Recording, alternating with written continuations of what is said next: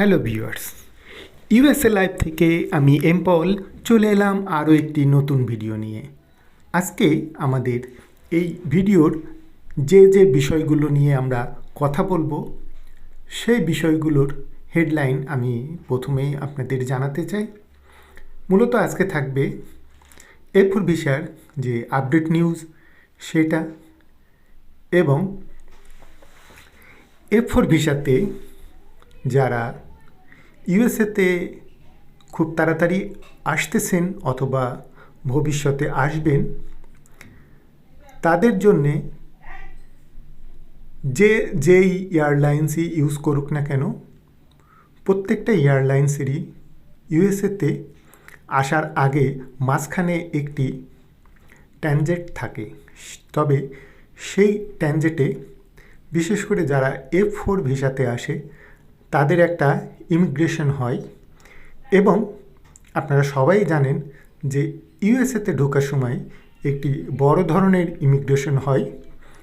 সেই ইমিগ্রেশনগুলোর বিষয় নিয়ে কথা হবে। মূলত বাংলাদেশ ক্রস করার সময় একটি ইমিগ্রেশন হয়, তারপরে মাঝখানে একটি ইমিগ্রেশন হয়, এবং লাস্টে ইউএসএতে ঢোকার সময় এয়ারপোর্ট থেকে লাস্ট ইমিগ্রেশন হয়। এবং সেই ইমিগ্রেশন হওয়ার পরে আপনাদের পাসপোর্টে সিল দিয়ে দেয়, এবং যে গ্রিন কার্ডটা পাবেন সেই গ্রিন কার্ডেরও নাম্বারটা দিয়ে দেওয়া থাকে। মূলত এইসব বিষয়গুলো নিয়ে কথা হবে। সেই ইমিগ্রেশনগুলোতে কী ধরনের প্রশ্ন করে থাকে, তো সেই প্রশ্নগুলোর প্রিপারেশন অবশ্যই আমাদেরকে আগে নিয়ে যেতে হবে। তা না হলে ওখানে অনেকটাই সমস্যায় পড়তে পারেন। তো এই ধরনের বিষয়গুলো নিয়ে কথা হবে। আর সেই ইমিগ্রেশনে আপনি কোন ভাষাতে কথা বলবেন সেই বিষয়গুলো নিয়েও কথা হবে। এবং তার পরবর্তীতে যে বিষয়টা নিয়ে কথা হবে সেটা হচ্ছে যে যাদের ইন্টারভিউ কমপ্লিট হয়ে গিয়েছে, খুব তাড়াতাড়ি 2-1 মাসের মধ্যে আমেরিকাতে আসবেন, অথবা যারা ইন্টারভিউ সামনে দিবেন এবং ভবিষ্যতে আমেরিকাতে আসবেন F4 রিলেটেড ভিসাতে, তো তারা অনেকেই আমাকে কমেন্ট করে থাকে যে ভাই কী ধরনের জিনিসপত্র নিয়ে গেলে ভালো হয়। তো সেই বিষয়গুলো নিয়ে কথা হবে যে কী ধরনের জিনিস আপনি এই দেশে নিয়ে আসলে আপনার অনেক উপকৃত হবেন, অনেক কাজে লাগবে। তো সেই বিষয়গুলো নিয়ে আজকে কথা হবে। তো ভিডিওটি অনেক বড় হবে, তো সবাই অবশ্যই যাদের এই রিলেটেড প্রয়োজন জানা তারা অবশ্যই মনোযোগ সহকারে দেখবেন ও শুনবেন। আর যাদের এই বিষয়ে প্রয়োজন নেই, জানার দরকার নেই, তাদের অ্যাভয়েড করে যান। তবে খারাপ মন্তব্য করবেন না, এটা আমার রিকোয়েস্ট থাকলো। আর আমার এই ভিডিওটি যদি ভালো লাগে তাহলে অবশ্যই আপনারা চ্যানেলটি সাবস্ক্রাইব করবেন, অবশ্যই কমেন্ট শেয়ার করবেন। তারপর আমি আরও একটি বিষয় আপনাদের বলে রাখতে চাই যে আমার এই চ্যানেলটি যারা সাবস্ক্রাইব করেছেন বা যারা নিয়মিত দেখেন, অনেকে এখনও সাবস্ক্রাইব করেননি। তার কারণ আমি আমার এই চ্যানেলগুলো যে ভিডিও আছে চ্যানেলটিতে, সেই ভিডিওতে দেখি আমার 14-15 হাজার ভিউ পড়ে, কিন্তু আমার এই নতুন চ্যানেলটিতে সাবস্ক্রাইবার মাত্র 1500+। তো অবশ্যই আমার এই চ্যানেলটি যারা দেখে থাকেন তারা একটি সাবস্ক্রাইব দিয়ে রাখেন। সাবস্ক্রাইব দিতে আপনাদের পয়সা খরচ হয় না। তো আপনারা সাবস্ক্রাইব করলে আমরা উৎসাহিত হই, আরও নতুন ভিডিও দেওয়ার চেষ্টা করব। আরও যে নিউজগুলো আছে সেই নিউজগুলো আমরা এই জায়গায় দেখি। এখানকার বিদেশি যে ইউএসের যে চ্যানেলগুলো সেইগুলো এবং ইউএসের যে পত্রিকা সেইগুলো ফলো করে আমরা চেষ্টা করি কিছু নতুন আপডেট নিউজ দেওয়ার। তাতে জানি না আপনাদের কতটা উপকৃত হন আপনারা। তো অনেকে কমেন্ট করে তারা আমাকে ধন্যবাদ জানায়। তো তাতে আমি যেটা বুঝি যে কিছুটা হলেও তারা উপকৃত হচ্ছে। তো যাই হোক, তো আমার আরও একটি চ্যানেল আছে আপনারা অবশ্যই জানেন যে এমপি ট্রাভেলার, সেটাতে আপনারা অনেক সাপোর্ট দিয়েছেন। আর আমার এই নতুন চ্যানেল ইউএসএ লাইভ, এটাতেও আমার মনিটাইজেশন হয়ে গিয়েছে, অর্থাৎ ইউটিউব পার্টনার, ইউটিউব যে প্ল্যাটফর্ম তারা আমাকে ইউটিউব পার্টনার করে নিয়েছে। তো আপনাদের অনেক ধন্যবাদ যারা আমার এই চ্যানেলটি সাবস্ক্রাইব করেছেন। তো তাদেরকে ধন্যবাদ জানাতে চাই এবং যারা করবেন তাদেরকেও অগ্রিম ধন্যবাদ জানাই রাখছি। তবে শুরু করি আমরা তাহলে। তো আপনারা আমার এই চ্যানেলগুলোতে যে সিনারিগুলো দেখেন, আমি জানি না আপনাদের ভালো লাগে কিনা, তবে কিছু কিছু আমার যে সাবস্ক্রাইবার আছে তারা আমাকে ভালো কমেন্ট করেছে যে আপনার এই সুন্দর দৃশ্য আমাদের দেখতে খুব মজা লাগে। তো আমি ইউএসের, আপনারা জানেন যে আমি ইউএসএতে আসছি প্রায় 1.5 বছর হয়ে গেল। তো এর মধ্যে ইউএসের অনেক জায়গায় বেরিয়েছি, সেই সঙ্গে আমি কানাডাতে গিয়েছি। আমেরিকার 50টা রাজ্যের মধ্যে আমার অলরেডি 4টে রাজ্য বেড়ানো হয়েছে। তো সেখানকার কিছু কিছু ভিডিও আমি ধারণ করেছি, সেই ভিডিওগুলোর মধ্যে থেকেই আমি দেওয়ার চেষ্টা করি। তাহলে আমরা মূল বিষয়টাতে চলে যাই। আজকে যে আপডেট নিউজ, মূলত F4 ভিসার আপডেট নিউজটা ঠিক সেই জায়গায় আছে যে পিডি কারেন্ট হওয়া এবং ডিকিউ সেই একই জায়গায় রয়েছে। ফেব্রুয়ারি 20 তারিখে নতুন যে নিউজটা আসবে সেই নিউজে চেঞ্জ হবে। তবে আমি আমার আগের ভিডিওগুলোতেও বলেছি যে প্রতিনিয়ত চেঞ্জ হচ্ছে, পিডি চেঞ্জ হচ্ছে, ডিকিউ চেঞ্জ হচ্ছে, সব কিছুই চেঞ্জ হচ্ছে, কিন্তু নিউজটা 1 মাস পরে পাবলিশড হয়। তো অনেকেই আমাকে কমেন্ট করে, তারা প্রতিনিয়ত, আমার অনেক সাবস্ক্রাইবার আছে যারা ভিসা পাচ্ছে। আমি গত ভিডিওতে বলেছি আমি লাস্ট 15 দিনে আমার 3 জন ভিউয়ার্স তারা ইন্টারভিউ লেটার পেয়েছে। তো সেই ক্ষেত্রে বোঝা যায় যে ইন্টারভিউ লেটার আগাচ্ছে। তো ইন্টারভিউ আগাচ্ছে, পিডি আগাচ্ছে, সব কিছুই আগাচ্ছে, কিন্তু পাবলিশ হবে 1 মাস পরে। যেমন ধরেন এখন যাদের 2008 সালে জুন জুলাইয়ের দিকে যাদের অ্যাপ্লাই করা হয়েছিল তাদের এখন পিডি কারেন্ট হচ্ছে, অর্থাৎ টাকা পয়সা জমা দেওয়ার এবং নতুন ডকুমেন্টস জমা দেওয়ার সময় চলে আসছে। এই ধরনের একটি মেল তাদের কাছে যাচ্ছে। তো অনেকে প্রশ্ন করে, ভাই পিডি বিষয়টা কি? আমরা বুঝি না। পিডি কারেন্ট হওয়া অর্থাৎ আপনার আজ থেকে 14-15 বছর আগে অ্যাপ্লাই করা ছিল। তো ধরুন 2008 সালে অ্যাপ্লাই করা ছিল, সেই 2008 সালে যাদের অ্যাপ্লাই করা তাদের ওখানে এখন একটি মেল যাচ্ছে বা চিঠি যাচ্ছে যে অ্যাপ্লাই করেছিল তার কাছে, যে আপনাদের পিডিটা এখন কারেন্ট হয়েছে, আপনাদের যে অ্যাপ্লিকেশন সেই অ্যাপ্লিকেশনটা এখন কারেন্ট হয়েছে, আমাদের হাতে অলরেডি চলে এসছে সিরিয়ালে। তো এখন আপনাদের যে ডকুমেন্টসগুলো আপনারা আগে দিয়েছিলেন সেই ডকুমেন্টসগুলো আবার নতুন করে দিতে হবে। কিছু কিছু ডকুমেন্টস নতুন লাগবে, তার মধ্যে পুলিশ ক্লিয়ারেন্স লাগবে যেটা আগে দেওয়া ছিল না, এবং পাসপোর্টের ডিটেলস দিতে হবে, পাসপোর্টের ফটোকপি দিতে হবে। জন্ম নিবন্ধনের যে আজ থেকে 12, 14, 15 বছর আগে যেটা দিয়েছিলেন সেটা এখন চলবে না বাংলাদেশে। নতুন যে অনলাইনে যে জন্ম নিবন্ধন করতে হচ্ছে সেই জন্ম নিবন্ধনে বাংলা এবং ইংলিশের কপি দিতে হবে। ঠিক এই ধরনের যে ডকুমেন্টসগুলো তাদের লেখা থাকবে, সেই ডকুমেন্টসগুলো প্রত্যেকেরই সাধারণত একই ডকুমেন্টস চাই। কোনো কোনো ক্ষেত্রে স্পেশাল কারোর যদি কোনো কিছু থাকে সেই ক্ষেত্রে তাদের 2-1টা স্পেশাল চাইতে পারে। তো এর মধ্যে ম্যারেজ সার্টিফিকেট, নিকাহনামা, এই ধরনের সার্টিফিকেট দিতে হবে। তো এইগুলো আবার নতুন করে তারা আপলোড করবে। সেই সঙ্গে যেই সব ভাই বোনদের অ্যাপ্লাই করেছিল তারা যদি বিবাহিত অ্যাপ্লাই হয়ে থাকে, তাদের এই 14-15 বছর মধ্যে 1টি, 2টো, 3টি বা তার অধিক বাচ্চা হতে পারে, তাদের জন্ম নিবন্ধন, পাসপোর্ট এই ধরনের কিছু জমা দিতে হবে। সেই সঙ্গে প্রত্যেকের একটি ফি আছে, নির্ধারিত ফি। আমাদের সময় লেগেছিল $360 করে। আমি এখনকার ফিটা ঠিক জানি না, তো সেটাও লেখা থাকবে, সেই ফিটা জমা দিতে হবে। সেটাকে বলে পিডি কারেন্ট হলে এইগুলো জমা দিতে হয়। তো যাদের 2008 সালের মিডিলের দিকে, জুন জুলাইয়ের দিকে যাদের অ্যাপ্লাই করা হয়েছিল তাদের এখন পিডি কারেন্ট হচ্ছে। তো আমি বারবার বলে রাখছি, যাদের এর পরে আসে 2009 সালে বা 2008 সালের শেষের দিকে, তারা এই ধরনের কাগজপত্রগুলো আবার নতুন করে রেডি করতে থাকুন।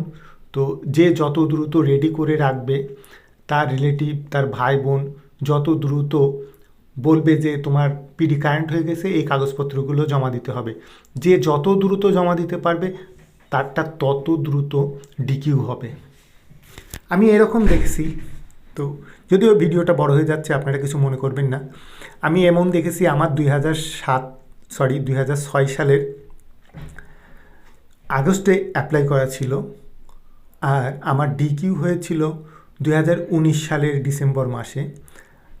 তারপরে আমার মূলত 20 সালের ফেব্রুয়ারি মার্চের দিকেই আমার ইন্টারভিউ কল আসার কথা ছিল, কিন্তু দুঃখের বিষয় করোনার জন্যে ট্রাম্প সরকার বন্ধ করে দিয়েছিল, এবং তারপরে সে 1 মাস বন্ধ করার পরে 1 মাস নাই হতে সে পুরো 20 সাল বন্ধ করে দিল, এবং তারপরে বাইডেন আসার পরে সেটা আবার শুরু করলো, এবং স্লো, আপনারা সবাই জানেন 60 ডেজের মেল আমিও পেয়েছিলাম 3-3.5 বছর ধরে, এবং তারপরে আমরা ইন্টারভিউ দিয়ে আসি। তো আমি আমার এই জায়গায় আমার 1-2জন ভিউয়ার্স এরকম আছে যে যাদের 2006 সালের শেষের দিকে, অক্টোবর, নভেম্বর, ডিসেম্বরের দিকে তাদের অ্যাপ্লাই করেছিল, কিন্তু তাদের ডিকিউ হয়েছে 2023 সালে। আমি অবাক হয়ে যাই কেন 2021-23 সালে তাদের ডিকিউ হয়।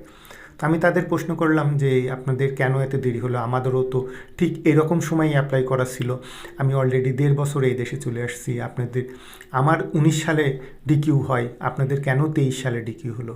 তো ওনারা বলল যে আমাদের কাগজপত্র ওঠার পরে, পিডি কারেন্ট হওয়ার পরে আমরা কাগজপত্র জমা দিতে বেশ দেরি করে ফেলেছিলাম। তো কেন দেরি হয়েছিল? যে আমাদের পাসপোর্ট এর মেয়াদ শেষ হয়ে গেছিলো, নতুন করে পাসপোর্ট করতে গেলাম, আমাদের জন্ম নিবন্ধন এবং অনেক সমস্যা ছিল, নামের এবং আইডি কার্ডের সঙ্গে পাসপোর্টের মিল ছিল না, এইগুলো ঠিক করার জন্য আমাদের সময় লাগছে। তো এই ধরনের ছোটোখাটো বিষয় সমাধান করতে গিয়ে করোনার মধ্যে আপনারা জানেন সব অফিস টফিস বন্ধ ছিল, এই কারণে তাদের ওই জিনিসটা কমপ্লিট করতে অনেক সময় লেগেছিল। তো সেই কারণেই তাদের লেট হয়ে গেছে। তা আমি এই জন্যে বলি যে আপনারা অবশ্যই সব আপডেট করে রাখবেন, পাসপোর্ট এবং অন্যান্য সব ডকুমেন্টস। এবার যাদের ডিকিউ হয়েছিল সেই কথায় আসি। 2021 সালে মার্চের শেষ সপ্তাহে যাদের ডিকিউ হয়েছিল তারা এখন ইন্টারভিউ লেটার হাতে পাচ্ছে। আমি এর আগেও বলেছি যে আমার এক ভিউয়ার্স যার 2021 সালের মার্চের 23 তারিখে ডিকিউ হয়েছিল, সে ইন্টারভিউ লেটার হাতে পেয়েছে, এবং ফেব্রুয়ারির শেষ সপ্তাহে তার ইন্টারভিউ ডেট আছে। তো খুবই আনন্দের কথা।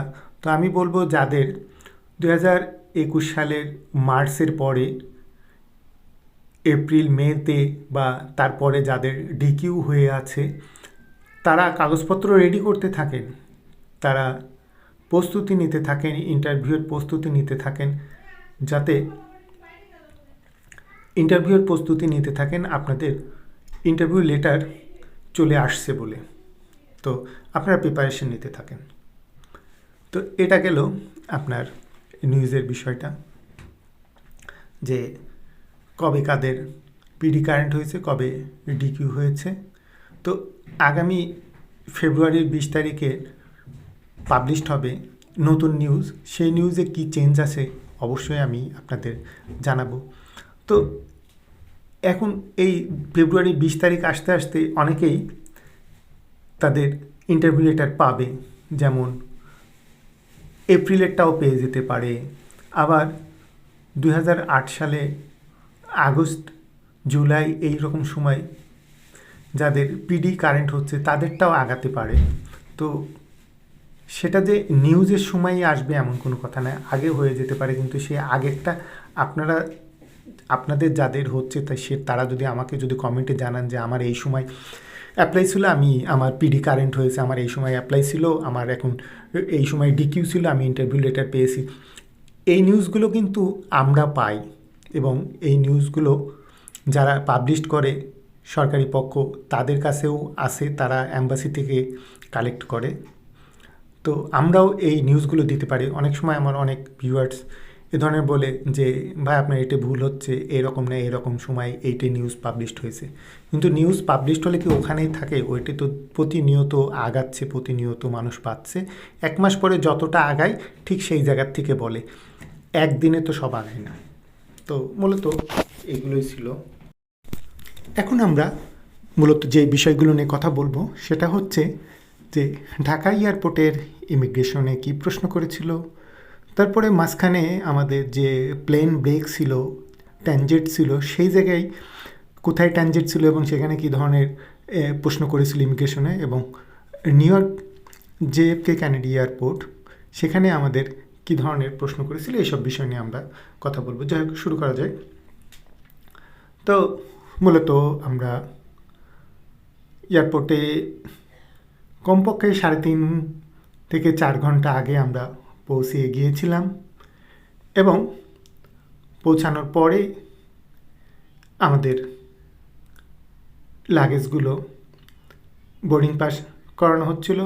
জানি না আপনাদের খারাপ লাগবে কি না, আমি প্রশ্ন করার কথা বলে, ইমিগ্রেশনের কথা বলে ওখানে অন্য লাইনে চলে যাচ্ছি। এখানে আমাদের সমস্যা হয়েছিল, সেই জন্য এই বিষয়টা শেয়ার করতেছি। আশা করি অনেকের কাজে লাগবে। আপনাদের যখন টিকিট কাটবেন, আমরা টিকিট কেটেছিলাম এমিরেটস এয়ারলাইন, অর্থাৎ দুবাই হয়ে আমাদের যাওয়ার কথা। দুবাইয়ে আমাদের ট্রানজিট ছিল। তো আমাদের যে বোর্ডিং পাসের সময় আপনাদের টিকিট করার সময় অবশ্যই টিকিটে লেখা থাকবে যে কতটুকু আপনারা নিতে পারবেন।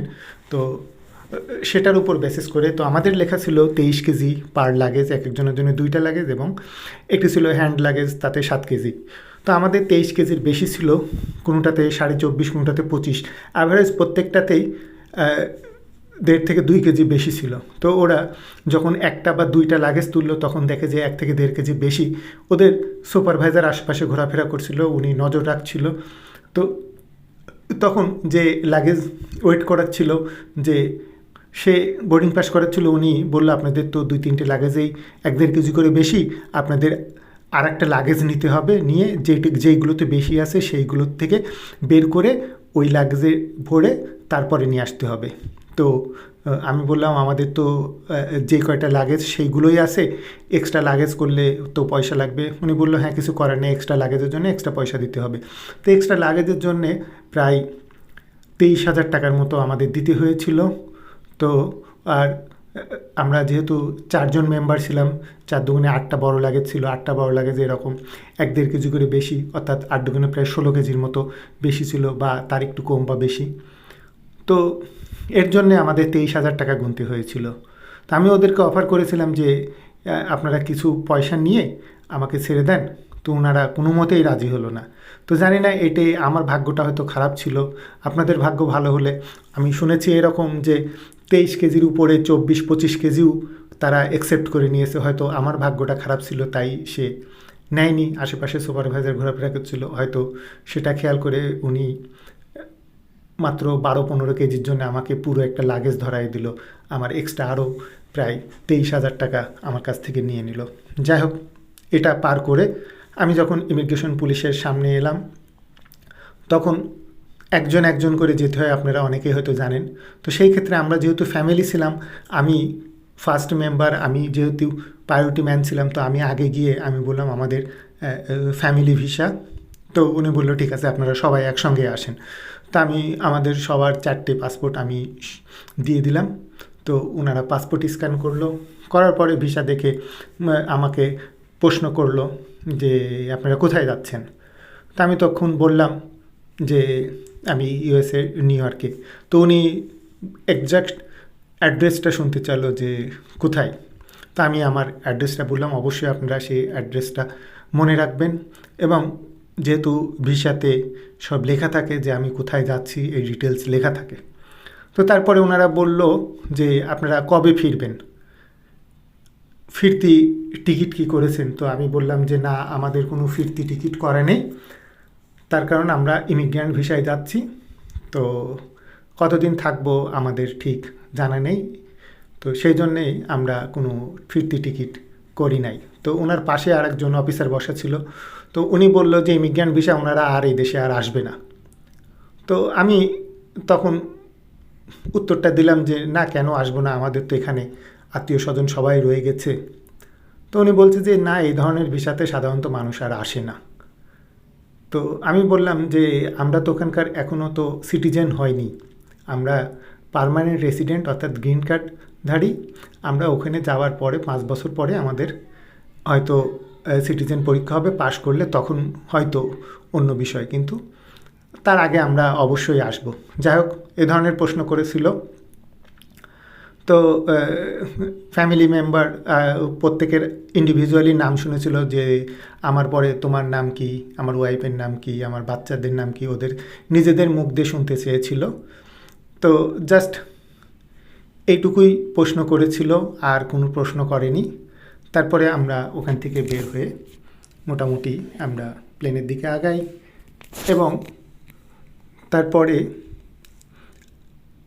আমরা ভিতরে ঢোকার পরে কিছু খাওয়া দাওয়া করি। আমার চ্যানেলটির মধ্যে গেলে আপনারা দেখতে পারবেন যে আমরা ফাইনাল ইমিগ্রেশনের পরে আমরা লাউঞ্জ ইউজ করেছিলাম। তো এই কিভাবে লাউঞ্জ ইউজ করলাম এবং ফ্রিতে বুফে খাবারের উপভোগ করলাম, এবং আমরা যেহেতু বললাম 3.5 ঘন্টা আগে গিয়েছিলাম, আমরা প্রায় 2 ঘন্টা আমরা রেস্টুরেন্টে বসেছিলাম, ফ্রি খাবার খেয়েছি, রেস্ট করেছি, এবং ওখানে দেখা যায় যে কখন আমাদের ফ্লাইট ছাড়বে, কত নাম্বার ফ্লাইট, সব কিছু।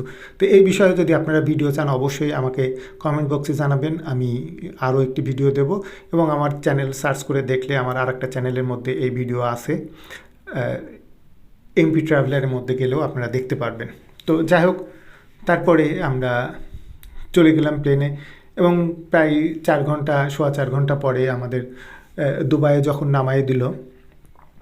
তো দুবাই আমাদের ট্রানজিট ছিল 4.5 ঘন্টা। আপনারা চেষ্টা করবেন এরকম 3.5, 4 ঘন্টা, 5 ঘন্টা ট্রানজিট টাইম রাখার। এর থেকে কম রাখলে মূলত 1 থেকে 1.5 ঘন্টা আপনি প্লেনের থেকে নামার পরে আপনি নেক্সট প্লেন ধরতে আপনার 1 থেকে 1.5 ঘন্টা আপনার অটোমেটিক্যালি সময় লেগে যাবে, 1.5 থেকে 2 ঘন্টার মতো, সরি 1 না 1.5 ঘন্টার মতো মিনিমাম প্রায় লাগে। তো এই জন্য অবশ্যই আপনারা 3-4 ঘন্টা হাতে সময় রাখবেন।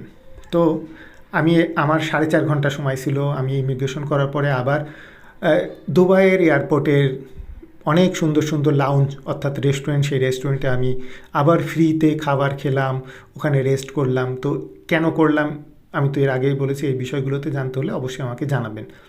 তো যাই হোক, তারপরে আমরা প্লেন থেকে বের হয়ে ওখানে আপনারা অনেকেই ভিডিওতে দেখবেন যে গাড়ি থাকে, 4 চাকার এক ধরনের গাড়ি থাকে, উপরের দিকে খোলা। তো এই ধরনের গাড়ি ছিল। আপনারা অনেকেই জানেন হয়তো যে আমি ছোট একটি বাচ্চা নিয়ে গেছিলাম যার বয়স 1 বছরের নিচে। তো আমাদের ফার্স্টের দিকে সিট ছিল, আমরা খুব দ্রুত বের হয়ে গিয়েছিলাম। বাইরে গিয়ে দেখি যে ওই ধরনের একটি গাড়ি আছে। তো আমরা তখন তাদেরকে হেল্প চাইলাম যে প্লিজ হেল্প মি। তো সে বিষয়টা বুঝতে পারলো, we have a little child. তো এরকম করে বলার পরে তো উনি বিষয়টা বুঝতে পারলো। তারপরে উনি আমাদের বলল ইটস ওকে, ও গাড়িতে উঠে আসতে বলল। তো আমরা গাড়িতে উঠে গেলাম। এবার উনি আমাদের ইমিগ্রেশন পর্যন্ত পৌঁছায় দিল। তো আপনাদের যদি এরকম ছোট 5 বছরের নিচে বাচ্চা থাকে, আপনারা এই ধরনের হেল্প চাইতে পারেন, অথবা যদি কোনো বয়স্ক মানুষ থাকে বা যারা ঠিক করে চলাফেরা করতে পারে না, হুইল চেয়ার, তাদেরকে এই ধরনের সুবিধা তারা দিয়ে থাকে ফ্রিতে। তো আমরা এই সুবিধাটা নিলাম। তো ওনারা আমাদের ফ্যামিলিটাই নিল 4 জন, আরও ইচ্ছা করলে 2 জন বা 3 জন নিতে পারতো। তো তাদেরকে না নিয়ে আমাদেরকে নিয়েই উনি ইমিগ্রেশন পর্যন্ত চলে গেল।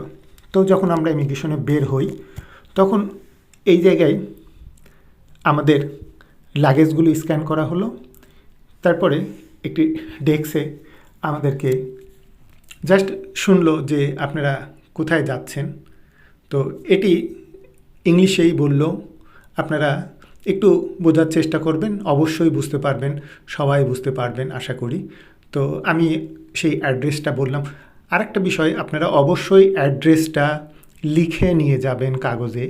এইটে প্রয়োজন হতে পারে, তার কারণ আমাদের ইংলিশ বলার ধরন আর ওদের ইংলিশ বলার ধরন অনেকটাই আলাদা। তাই আমরা যেইভাবে বলি সেটা ওরা ঠিক বুঝে উঠতে পারে না। তো আমরা যেভাবে নাম্বারগুলো বলি 1 2 3, এইগুলো ওরা ঠিক ওইভাবে বলে না, সেই জন্যে ওদের বুঝতে কষ্ট হয়। আপনারা এখানে আসলে বিষয়গুলো বুঝতে পারবেন। তো সেই জিনিসটা আমি এরকম লিখে নিয়ে গিয়েছিলাম, এটা আমার উপকারে লেগেছিল। তো অবশ্যই আপনারা লিখে নিয়ে যাবেন আপনাদের সেই অ্যাড্রেসগুলো। তারপরে ওখানে আমাদের জাস্ট প্রশ্ন করলো যে আপনারা কোথায় যাচ্ছেন। তো আমরা বললাম যে আমি আমার অ্যাড্রেসটা বললাম ডিটেলসে। তো বললো ঠিক আছে। তারপরে বলল যে আপনারা যার কাছে যাচ্ছেন উনি আপনাদের কে হয়। তা আমি বললাম যথারীতি যে আমার সিস্টার। তো কাদের বাড়িতে যাচ্ছেন? Sister home. তো ওকে। তারপরে আমাদেরকে চারজনের পাসপোর্ট দেখে প্রত্যেকের নাম বলল। তো আমার কাছেই শুনলো যে এই এই এই এই নাম। আমি বললাম যে ইয়েস। তো ওনার বলল ওকে। তারপরে আমাদের যেতে বললো যে সব ঠিক আছে। তা আমরা ওখান থেকে বের হয়ে গেলাম। তো তারপরে আবার প্লেনে ওঠার পালা। তা আমরা লাউঞ্জে অর্থাৎ রেস্টুরেন্টে খাবার খেলাম, রেস্ট নিলাম। তারপরে আমরা নেক্সট প্লেনে উঠে গেলাম। এবার আপনারা জানেন প্রায় 13-14 ঘন্টা জার্নি, 13-14 ঘন্টা শেষ করার পরে আমরা যখন ইউএসএতে নামলাম, নামার পরে জাস্ট আমি জানি না আপনাদের প্লেন কোথায় নামাবে, তারপরে কতটা হাঁটা লাগবে। আশা করি বেশি হাঁটা লাগবে না, জাস্ট 4-5 মিনিট হাঁটার পরেই ইমিগ্রেশন পয়েন্ট চলে আসলো। এবার ইমিগ্রেশন পয়েন্টে গিয়ে দেখি না হলে প্রায় 400-500 মানুষ দাঁড়ায় আছে। ওই সময় হয়তো বেশি প্লেন থেমেছিল এই জন্য, অথবা না, তার কারণ নিউ ইয়র্ক যে জেএফকে এয়ারপোর্টে প্রচুর প্লেন প্রতি মিনিটে মিনিটে নামে। আপনারা নিউ ইয়র্কের আশেপাশে থাকলে আপনারা দেখতে পারবেন, যদি কুইন্সে থাকেন আকাশের দিকে তাকালে 1 মিনিট পর পর প্লেন উঠছে, 1 মিনিট পর পর প্লেন নামতেছে। তো এই জিনিসগুলো খুব দেখা যায়। তো অন্তত 500 মানুষ ছিল, আর আমাদের লাইনের পরে পিছনে না হলে আরও 500-700 মানুষ, 1-1.5-2 হাজার মানুষ লাইনে দাঁড়ায় গেল, বিশাল লাইন। শুধু অল্প একটু যাওয়ার জন্য যে কতটা রাস্তা ঘুরে আসতে হচ্ছে, মাথা নষ্ট হয়ে যাবে। কিন্তু যাদের আমেরিকান পাসপোর্ট আছে তাদের জন্য আলাদা লাইন, তাদের লাইনে খুব বেশি মানুষ নেই। তো আমি প্রথম লাইনে না ঢুকে আমি আমেরিকার যে লাইন সেই লাইনের দিকে এগোচ্ছিলাম। তো ওনাদের ওই জায়গায় এক সিকিউরিটি এসে আমাকে বলল যে আপনার আইডি।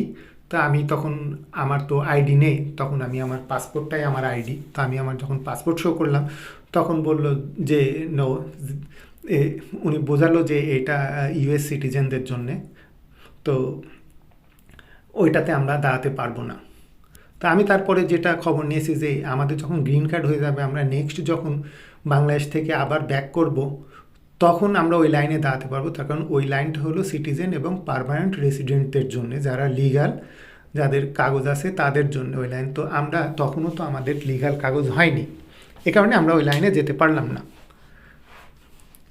তো এবার কী হলো, আমরা ওই লাইনে দাঁড়ালাম, আমাদের সামনে 500 জন, পিছনে আস্তে আস্তে আরও প্রায় 500-700 জন আরও পিছনে আসতে শুরু হলো। সামনে লাইন কমতেছে, পিছনে লোক বাড়ছে। বাচ্চা যতই ছোট হোক না কেন আপনাকে লাইনে দাঁড়াতেই হবে। আমাদের দেশে ইমিগ্রেশন এবং যে প্লেনে ওঠার সময় ছোট বাচ্চাদের প্রায়োরিটি আগে থাকে, যে তাদেরকে আগে আগে নিয়ে নেওয়া হয়। তো এখানে কিন্তু আমি সেই সিস্টেমটা দেখলাম না। যদি কারো হুইল চেয়ার থাকে তাদের জন্য আলাদা লাইন। তো যেটা দেখলাম হুইল চেয়ারের লাইনেও প্রায় 50 জন মানুষ। তো হুইল চেয়ার আলাদাও বেশ সময় লাগছে। তো বাচ্চা যাদের থাকবে অবশ্যই সেই বাচ্চাদের প্লেন ল্যান্ড করার আগে আপনারা বুঝতে পারবেন যে কখন ল্যান্ড করবে, ঠিক তার 5-10 মিনিট আগে অবশ্যই বাচ্চাকে সুন্দরভাবে খাইয়ে নেবেন, যাতে 1-2 ঘন্টা সে মোটামুটি ডিস্টার্ব না করে।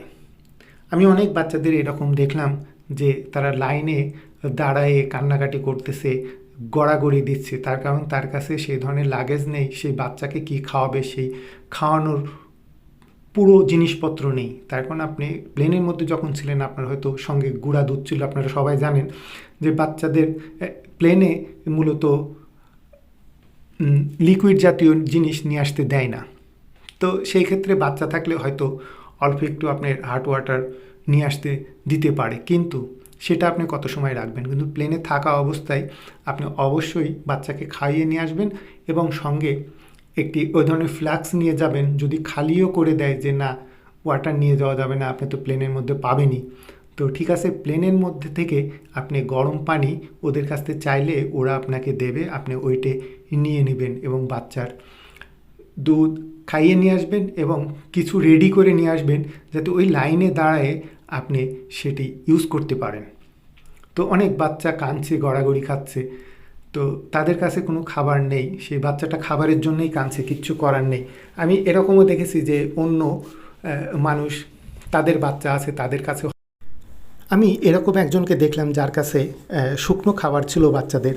আরেকটি বাচ্চা প্রচুর কান্নাকাটি করছিল মূলত খাবারের জন্যেই, তো সেই বাচ্চাকে তারা গিফট করলো। তো সেই বাচ্চার মা সেটা নিয়ে তাকে খাওয়ার জন্য দিল, তারপরে সেই বাচ্চাটা চুপ হলো। তো মূলত বাচ্চারা খাবারের জন্যই কান্নাকাটি করছিল। যাই হোক, তো আমরা প্রায় লাইনে দাঁড়ানোর প্রায় 1.5-2 ঘন্টা পরে আমাদের সিরিয়াল আসলো। তারপরে ওই জায়গায় ইমিগ্রেশন শুরু হলো, আমাদের সব পাসপোর্টগুলো নেওয়া হলো। পাসপোর্টগুলো নেওয়ার পরে যেহেতু এটা 14-15 বছরের একটা প্রক্রিয়া থাকে, তো আপনাদের আমি জানি না কার রিলেটিভের কেমন কি হবে। তো আমার যে ছিল, আমার বোন, সে প্রথমে যে বাড়িতে ছিল সেই বাড়ির অ্যাড্রেসে আমাদের অ্যাপ্লাই করেছিল এবং পরে সে বাড়ি চেঞ্জ করে নতুন বাড়ি কিনে সেই বাড়ির অ্যাড্রেসে আবার যখন পিডি কারেন্ট হয় সেই সময় ওই অ্যাড্রেস দিয়েছিল। তো আমি যখন ওরা আমাকে বলল যে আমাদের ফার্স্টে নাম শুনলো সবার, তো আমরা নাম বললাম। তো আমি নিজেই সব বললাম। উনি প্রথমে বলল যে মূল অ্যাপ্লিক্যান্টকে, তো আমি তখন মূল অ্যাপ্লিক্যান্ট আমি ছিলাম। তো আমি গেলাম সামনে। তো এ ধরনের কথা সবই ওরা ইংলিশে বলবে, এখন আর অন্য ভাষায় কথা বলার কোনো স্কোপ নেই, কোনো দোভাষীও এই জায়গায় থাকে না, আর ওরা বাংলা বলতেও পারে না, বোঝেও না। তো তখন আমাকে বলল, তো আমি গেলাম। তারপরে প্রত্যেকের নাম বললাম, আমি সবাইকে বললাম যে হ্যাঁ এরা এরা ঠিক আছে। তারপরে উনি আমার অ্যাড্রেস চাইলো, তো আমি তখন ওদের অ্যাড্রেসটা বললাম। তখন ওরা অ্যাড্রেসটা মিলাতে পারছে না, তার কারণ পুরনো অ্যাড্রেসটা ওদের ওখানে শো করতেছে।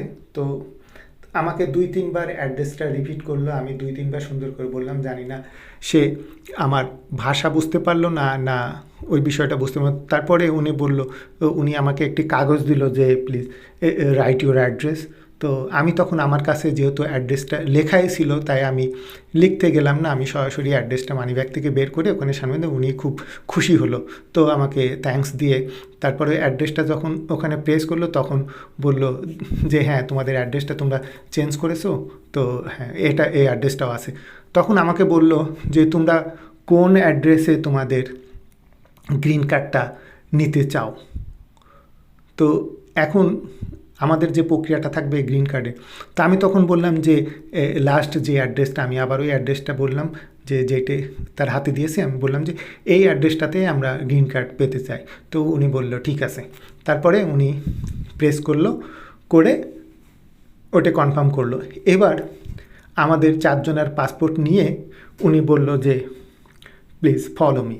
তো আমি তখন একটু ঘাবড়ে গেলাম যে আমি তার আগে দেখেছি, আমি জানি না তারা কোন ভিসায় আমেরিকার মধ্যে ঢুকতেছে। তো আমরা যেহেতু ফার্স্ট টাইম, আমাদের ইমিগ্রেন্ট ভিসা, F4 ভিসা, তো আমি একটু ঘাবড়ে গেলাম। তো উনি আমাদের বললো যে আমাদের সঙ্গে এসো তোমরা। তো আমাদের সঙ্গে করে নিয়ে গেল। নিয়ে যাওয়ার পরে দেখি একটা অফিস রুম, বেশ বড় অফিস রুম, ওখানে অনেক চেয়ার টেয়ার আছে, বসার ব্যবস্থা আছে। উপরের দিক উঁচুতে প্রায় 5-7 জন কালো সাদা মহিলা প্লাস পুরুষ সবাই আছে। অফিসার বসা আছে, সামনে মাইক্রোফোন, কাঁচ, এরকম অনেকে দাঁড়ায় আছে।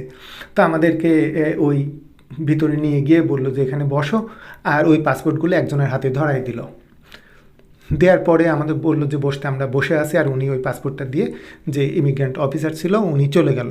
তো এবার প্রায় 15-20 মিনিট বসার পরে আমার নাম ধরে ডাকলো।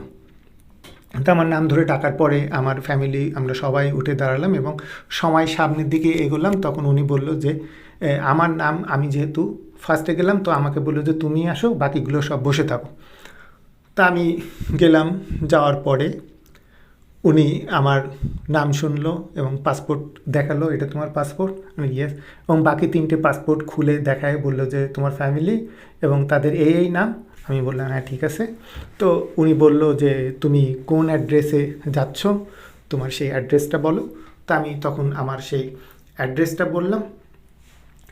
তখন সেই অ্যাড্রেসটা শুনলো, শোনার পরে তো বলল যে তোমাকে কে অ্যাপ্লাই করেছিল? তো আমি তখন আমার যে অ্যাপ্লাই করেছিল তার নাম বললাম, তার সম্পর্ক বললাম এবং তার নাম বললাম। তো উনি বলল যে ওকে, জাস্ট এইটুকুই আমাদের শুনেছিল। এবং তারপরে দেখি 4টে পাসপোর্টেই কী যেন লিখতেছে।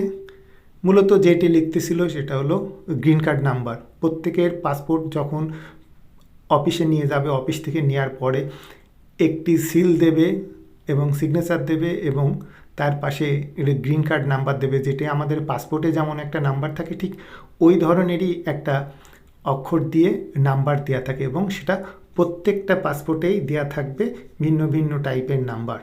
অবশ্যই আপনারা এটা খেয়াল করে নেবেন। অনেক সময় আমি এরকমও ভিডিও দেখেছি যে গ্রিন কার্ডের নাম্বার না দিয়ে জাস্ট যে ইন করতেছে সেই ইনের সিলটা দিয়েই ছেড়ে দেছে। পরবর্তীতে সে বের হয়ে যাওয়ার পর যখন তার রিলেটিভ বলছে দেখি তোর পাসপোর্টে গ্রিন কার্ডের নাম্বার দিছে নাকি, তো যখন দেখে যে গ্রিন কার্ড নাম্বার দিইনি তখন সে আর ভিতরে আসতে পারে না। তো অনেক চেষ্টা করে ভিতরে অনেক অফিসার আছে, কিছু বাঙালি আছে, তাদেরকে ম্যানেজ করে সেই পাসপোর্টটা তাদের হাতে ধরায় দিয়ে তাও সে ভিতরে আসতে পারেনি। পাসপোর্টটা ধরায় দেওয়ার পর সেই পাসপোর্টটা সেই ইমিগ্রেশন অফিসারের কাছে নিয়ে যায় এবং ইমিগ্রেশন অফিসার তারপরে আবার তার গ্রিন কার্ড নাম্বার লিখে দেয় এবং তারপরে সেই পাসপোর্ট পায়। তো অনেক হ্যাসেল হয়, তাও তার ভাগ্য ভালো যে সে সেটা শেষ পর্যন্ত করতে পেরেছিল। তো অবশ্যই আপনারা দেখে নেবেন যে আপনাদের পাসপোর্টে সিল মারা হয়েছে কি না। তো আমি তখন দেখলাম যে উনি কি লিখতেছে প্রত্যেকটা পাসপোর্টে। তারপরে দামাদাম দেখি সিল বসাতে লাগলো। সিল বসায় দিয়ে আমাকে হাতে দিয়ে বলল যে ডান, তুমি এখন যেতে পারো। তারপরে আমরা তাদেরকে থ্যাংক ইউ জানিয়ে সব বেরিয়ে এলাম।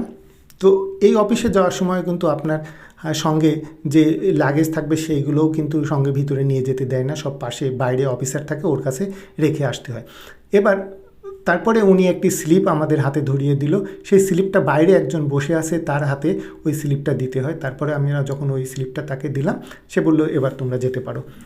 এরপরে আপনি বের হয়ে এসে সামনেই দেখবেন যে লাগেজের লট, লাগেজগুলো পড়ে আছে। মূলত বেশ সময় লাগে, এই জন্যে ওই যে লাগেজ লটের থেকে লাগেজগুলো নামায়ে রেখে দেওয়া হয়। অবশ্যই আপনারা লাগেজগুলোতে একটি মার্ক বা চিহ্ন করে রাখবেন যাতে আপনাদের লাগেজগুলো খুঁজে পেতে সুবিধা হয়। তো আমরা প্রত্যেকটা লাগেজে একই কালারের ফিতা বেঁধে রেখেছিলাম যাতে আমরা বুঝতে পারি। তো লাগেজগুলো বিভিন্ন জায়গায় ছিল, আমরা কালেক্ট করে এক জায়গায় করলাম। এবার আমাদের এখানে যেমন টলি ফ্রিতে পাওয়া যায়, আমেরিকাতে টলি ফ্রিতে পাওয়া যায় না। একটি টলি প্রায় $3 থেকে $5 মতো লাগে, আমার ঠিক মনে নাই, সম্ভবত $3 সামথিং লেগেছিল। তো আমরা ওই টলি ভাড়া করে নিয়েছিলাম। তো ওখানে লোক থাকে, তাদেরকে নগদে পয়সা দিলেও দিয়ে দেয়, অথবা আপনি ক্রেডিট কার্ডের মাধ্যমেও নিতে পারবেন। তো আমরা ওখানে যে টলি নিয়ে একজন দাঁড়িয়েছিল ওনাকে টাকা দিয়ে আমরা টলিটা নিলাম। 2টা টলি নিয়েছিলাম। তো 2টা টলির উপরে আমাদের যে 4 জনের প্রায় 3টা করে 3 4 12টি লাগেজ ছিল। সেই 12টি লাগেজ তুলিয়ে যখন আমরা সামনের দিকে এগোচ্ছিলাম তখন বেরোনোর সময় আমাদের দেশে অনেক সময় স্ক্যান হয়, তো ওখানে আর স্ক্যান হওয়ার কোনো চান্স নেই। তো ওই জায়গায় যে কাস্টমসের অফিসার ছিল সেই কাস্টমস অফিসার ডাকলো। তো কাস্টমস অফিসার ডেকে ওখানে কিন্তু মূলত চেকিং হয়। তো ডাকার পরে উনি বাঙালি ছিল। তো আমার ভাগ্যটা এই জায়গায় খুব ভালো ছিল এরকম যে উনি বাঙালি দেখে আমাকে জাস্ট বাংলাতেই কথা বললো যে বাঙালি। আমি বললাম হ্যাঁ। তো উনি তখন বলল আপনাদের লাগেছে কি এ ধরনের কোনো কাঁচা খাবার আছে? তো আমাকে কয়েকটা প্রশ্ন করলো। তো লাগেজে কি কাঁচা খাবার আছে? আমি বললাম না। লাগেজে কোনো বীজ টাইপের কোনো জিনিস আছে? বীজের কোনো জিনিস আছে? আমি বললাম না। তারপরে উনি বললো কোনো ফলমূল আছে? বললাম না। কোনো মাংস জাতীয় খাবার আছে? আমি বললাম না। কোনো মশলা আছে? আমি বললাম না। তখন আমি এইগুলো জানতাম, আমি এগুলো কোনো কিছুই সঙ্গে করে নিয়ে যাইনি। তো উনি এইগুলো শোনার পরে ঠিক 5 থেকে 10 সেকেন্ড চুপ করে থেকে আমাকে বলল আচ্ছা ঠিক আছে আপনারা যান। তো আমি এরকম আমার এক পরিচিত রিলেটিভ, সে কাঁচা সবজি নিয়ে আসছিল তার লাগেজের মধ্যে। তো তখন তাকে বলেছিল যে আপনার এর মধ্যে কোনো কাঁচা জিনিস আছে? তো ও বলেছিল যে হ্যাঁ আছে। তো বলে কী আছে? তো বলেছিল যে সজনের ডাঁটা। তো তারপরে তার লাগেজ স্ক্যান করা হয় এবং চেকিং করা হয়। তো তখন উনি ওইটে বাদেও আরও বেশ কিছু মশলা পেয়েছিল বীজ জাতীয়। তো তখন সেইগুলো রেখে দেয় এবং কাঁচা সবজিটাও রেখে দেয় এবং তারপরে তার পাসপোর্টে সে তো দেখতে পারবে না তার পাসপোর্ট, না তার পাসপোর্টে কম্পিউটারে একটি এন্ট্রি করে দেয়। তারপরে সে দেশে যতবার গিয়েছে তার আসার সময় তার লাগেজ প্রত্যেকবার চেক হয়। তাই এই জন্যে সাবধান। তার লাগেজটা যতবার সে আসে ইউএসএতে ঢোকার সময় তার প্রত্যেকবার তার লাগেজটা চেক হয়। তাই অবশ্যই সাবধান থাকবেন যে যেগুলো নিষেধ সেই ধরনের জিনিসপত্র কখনোই নিয়ে যাবেন না। আর যদি নিয়েও যান তাহলে অবশ্যই সত্য কথাটা বলবেন। তো এই ছিল মূলত ভিডিও। যদি আমার আজকের ভিডিওটি ভালো লাগে তো অবশ্যই লাইক, কমেন্ট, শেয়ার করবেন।